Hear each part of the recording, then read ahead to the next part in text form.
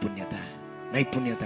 ప్రియమైన యవన సహోదరి, నువ్వు దేవుని కొరకు వాడబడాలంటే నైపుణ్యత కావాలి. నువ్వు ఉద్యోగం చేస్తావా, వ్యాపారం చేస్తావా, చదువుతావా, మ్యూజిక్ వాయిస్తావా, ఏది చేసినా దేవుని కొరకు నువ్వు వాడబడాలా, నైపుణ్యత కావాలి. నైపుణ్యత కావాలి. ప్రయాసపడాలి, కష్టపడాలి, చదవాలి, నేర్చుకోవాలి, జ్ఞానం పెంచుకోవాలి.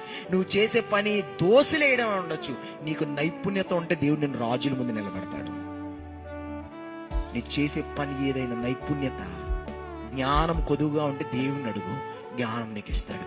మనం దేవుని యొక్క జ్ఞానం అడుగుతామా? వాక్యం చెప్తుంది కదా, యాకోబు రాసిన పత్రిక 1వ అధ్యాయం 5వ వచనం అంటున్నాడు, అడగమంటున్నాడు, జ్ఞానాన్ని అడగమంటున్నాడు. నీ జ్ఞానం కొదువుగా ఉందా? నువ్వు చేసే పని ఏదైనా, దేవా నేను ఎంతవరకు పని చేశాను, ఎంతవరకు చదివాను, ఎంతవరకు వ్యాపారం చేశాను, ఎంతవరకు నేను ఉద్యోగం చేశాను, కానీ నాకు నీ కొరకు, నీ రాజ్య అభివృద్ధి కొరకు నేను వాడబడాలి. నాకు నైపుణ్యత కావాలి. Give me that skill, give me that wisdom, give me that knowledge.